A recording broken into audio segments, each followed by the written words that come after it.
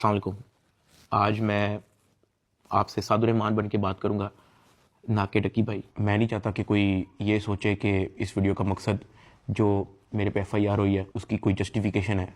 I am simply here to apologise. मेरे किसी भी कंटेंट से अगर आज तक कोई भी नेगेटिवली इम्पैक्ट हुआ है, मैं उस चीज़ के लिए माफ़ी मांगता हूँ। मेरी हमेशा से सिर्फ यही इंटेंशन रही है कि मैं लोगों को एंटरटेन करता रहूँ और कुछ ना कुछ जो है वो मैं नया लाता रहूँ। लेकिन मेरे अनजाने ना अनजाने में अगर मेरे से कोई कंटेंट कभी ऐसा पोस्ट हुआ है जिससे कोई नेगेटिवली इम्पैक्ट हुआ है, या कोई प्रमोशन ऐसी हुई है जिससे कोई नेगेटिवली इम्पैक्ट हुआ है, मैं उस चीज़ के लिए पूरे कौम से माफ़ी मांगता हूँ। Let the court handle.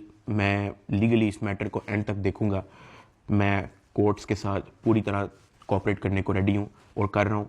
मैं इदारे के साथ पूरी तरह कोऑपरेट करूँगा और जो भी जज साहब मेरे केस का फ़ैसला लेंगे मैं वो कबूल करूँगा।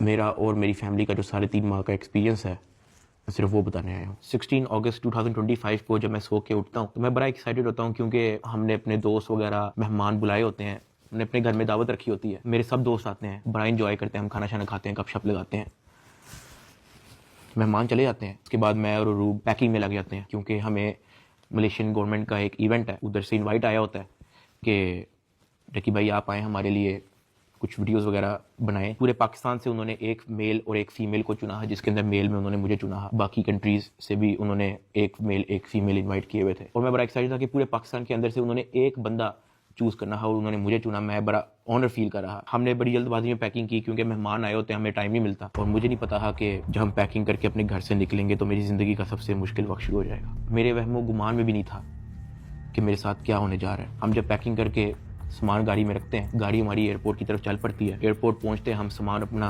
अनलोड करते हैं। रात के 9 बजे के करीब हमारी फ्लाइट होती है। हम काउंटर पे जाते हैं और हमें अपना बोर्डिंग पास मिल जाता है। उसके बाद जहाँ पे इमिग्रेशन होनी होती है, जहाँ पे आपके पासपोर्ट पे एग्जिट स्टैंप लगती है, हम जब वहाँ पे पहुँचते हैं तो वो मेरे से पूछते हैं कि आप पे कोई FIR तो नहीं है। मैंने कहा नहीं। कहता आपका साइबर क्राइम में कोई इशू है क्या? मैंने कहा नहीं। कहते आप हमारे साथ आ जाएं। मैं और अरूब एक दूसरे की तरफ देखते हैं कि ये क्या हो गया। हम किसी को ऑन टाइम ज़्यादा इन्फॉर्म ही नहीं कर पाते हैं। मैंने ज़िया को सिर्फ मैसेज कर दिया है कि ये इस तरह से इशू हो गया है, तो शायद हम फ्लाई ना कर पाएं, तो आप प्लीज़ गाड़ी जो है वो एयरपोर्ट ले आओ और हमें यहाँ से पिक कर लो। हमें लगा कि शायद हमें बस सिर्फ फ्लाई नहीं करने देंगे और हम घर जा सकेंगे। 5-10 मिनट के बाद इमिग्रेशन वाले हमसे हमारे मोबाइल ले लेते हैं, कहते हैं कि इसको एयरप्लेन मोड पर लगा दें, और अरूब की तरफ वो इशारा करते हैं कि अगर आप जाना चाह रही हैं मलेशिया तो आप जा सकती हैं। अरूब ने कहा नहीं, अगर साथ मेरे साथ जा रहा है तो मैं चले जाती हूँ, वरना मैं इधर ही ठीक हूँ। शायद ये मेरी गलती ही ये था, क्योंकि उसके बाद जिस चीज़ से मेरी फैमिली ने गो थ्रू किया है, मैंने यही रिग्रेट किया कि मुझे अरूब को मलेशिया भेज देना चाहिए था। इमिग्रेशन वाले हमें एक रूम में बैठाए थे। मैं और अरूब बस आपस में गपशप लगा रहे होते हैं कि कोई नहीं कल चले जाएंगे, कोई नहीं दोबारा टिकट करा के परसों चले जाएंगे, इवेंट भी 2 दिन के बाद है, कल चले जाएंगे। हम आपस में यही डिस्कस कर रहे थे। बिल्कुल मेरे अंदर इतना सा भी वहम गुमान नहीं था कि असल में इशू क्या। 1 घंटे के बाद इमिग्रेशन वाले आते हैं, वो कहते हैं कि आ जाए हमारे साथ। एयरपोर्ट के बाहर NCCI की टीम आई होती है, मुझे वो हथकड़ी लगाते हैं, मेरी गाड़ी में बैठा देते हैं। अरूब कहती है कि मैंने भी साथ आने। मैंने इसको कहा नहीं, तुम घर चली जाओ, मुझे नहीं पता क्या सीन है, मैं हैंडल कर लूँ। वो गाड़ी भी चल पड़ी थी, गाड़ी सीधा चलेगी NCCI ऑफिस गुलबर्ग। इस वक्त यूट्यूबर डकी भाई की गिरफ्तारी का हर तरफ चर्चा है। डकी भाई को लाहौर एयरपोर्ट पर उस वक्त गिरफ्तार किया गया जब अब इन्होंने मुल्क जा रहा था। NCCI लाहौर ने मारूफ यूट्यूबर सादुर रहमान उर्फ डकी भाई के खिलाफ मुख्तलिफ इल्जाम के तहत मुकदमा दर्ज कर लिया। साइबर क्राइम एजेंसी ने यूट्यूबर साद उर्फ डकी भाई के खिलाफ मुकदमा दर्ज कर लिया है। मशहूर यूट्यूबर डकी भाई कल रात से गिरफ्तार है। पाकिस्तान के सबसे मशहूर यूट्यूबर डकी भाई एक बार फिर बड़ी मुश्किल में फंस गए हैं। मुल्जिम को गुज़श्ता रात लाहौर एयरपोर्ट से गिरफ्तार किया गया था। यूट्यूबर डकी भाई बड़ी मुश्किल में, हुक्म जारी, मदाहों के लिए बुरी खबर। डकी भाई डकी भाई डकी भाई डकी भाई डकी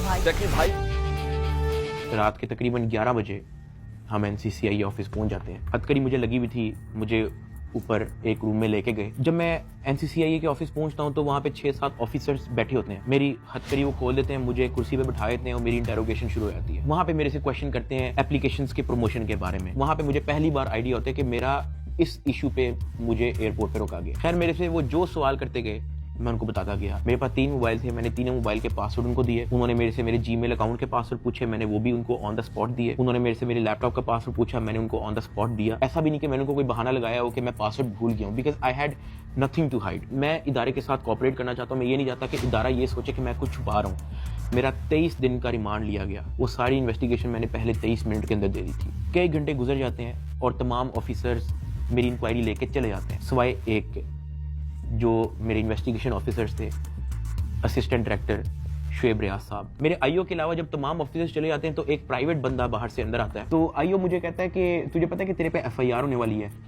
मैंने कहा यार मुझे थोड़ा सा एक्सप्लेन कर दें कि मेरे पे केस क्या है और क्या एफआईआर है और मैंने किया क्या है। तो जो प्राइवेट बंदा है जो बाद में आया था ना, वो कहता कि यार तेरे बहुत बड़े मामला आते हैं, तेरा बहुत बड़ा मैटर है, तेरे पीछे ISI है, तेरे पीछे MI है, तेरे पीछे क्या क्या एजेंसी है। कहता तुझे पता ही नहीं है कि तूने क्या किया। तो वो मेरे पे ये इंप्रेशन डाला कि हर इदारा जो है वो मेरे पीछे पड़ गया। साथ ही कहता कि लेकिन अगर आप हमारे साथ कोऑपरेट करेंगे तो हम आपके साथ कोऑपरेट करेंगे। मेरा तो काम ही कोई नहीं है। मैं सुबह उठता हूँ, फैमिली को टाइम दिया, बेगम को टाइम दिया, एक आधे दोस्त को टाइम दिया, जाके व्लॉग वगैरह बना लिया, घर आए, सो गए, दैट्स इट। इसके अलावा मेरी लाइफ में कुछ है ही। मेरे माइंड में 100 सवाल आना शुरू हो गए, लेकिन मेरे पास जवाब किसी का नहीं था। खैर उन्होंने मेरे पे FIR दे दी, मुझे हवालात में बंद कर दिया। मैंने जिंदगी में कभी हवालात नहीं देखी थी।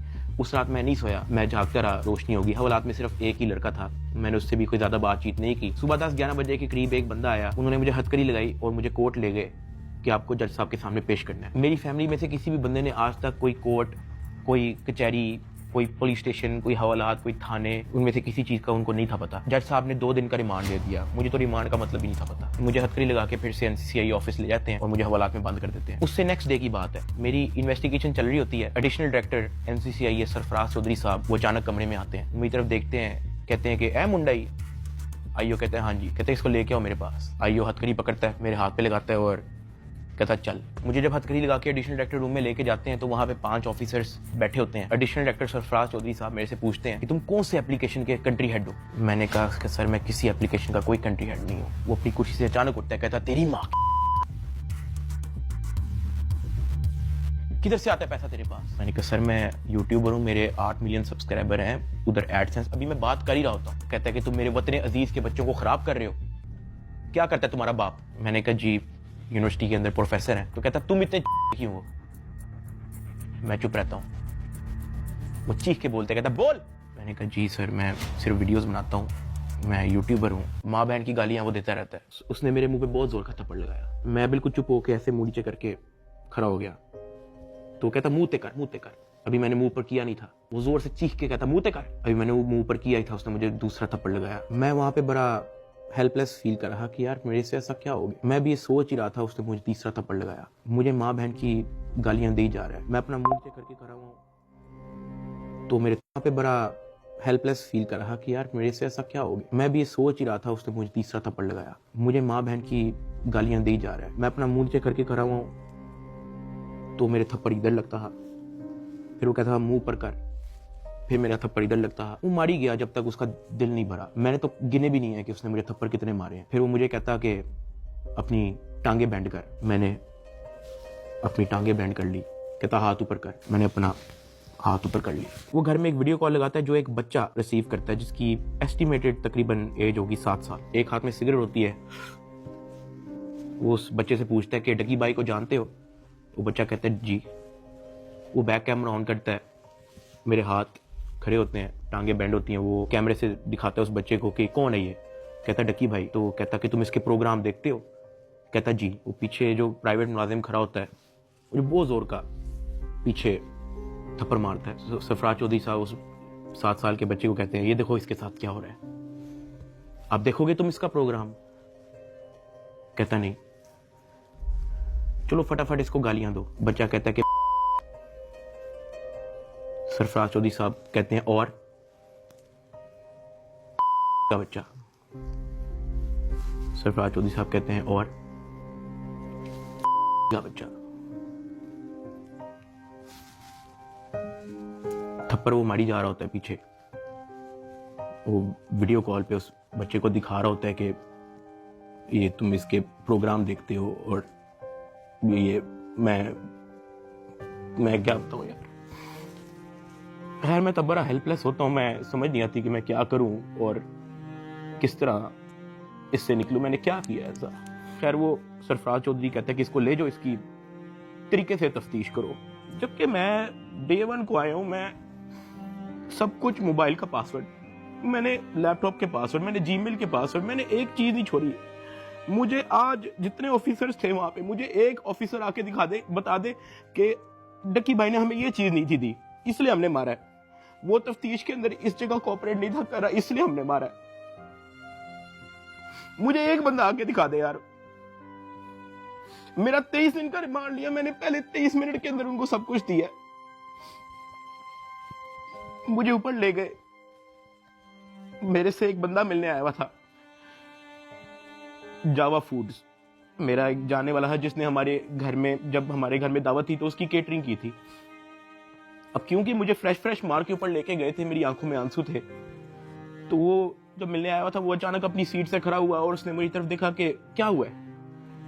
मैंने कहा कि यार मैं इनके साथ पूरी तरह कोऑपरेट कर रहा हूँ, वो फिर भी मुझे मारी जा रहे हैं, मुझे माँ बहन की गालियां दे रहे हैं। तो अगर आपकी यहाँ पे किसी ऑफिसर से बातचीत है, आप उनसे काइंडली रिक्वेस्ट करें कि यार मुझे मारे कम, या मुझे तब मारे जब मैं आपको कुछ छुपा रहा हूँ या आपको कुछ गलत बता रहा हूँ, तब मार लें, लेकिन मुझे मारे कम।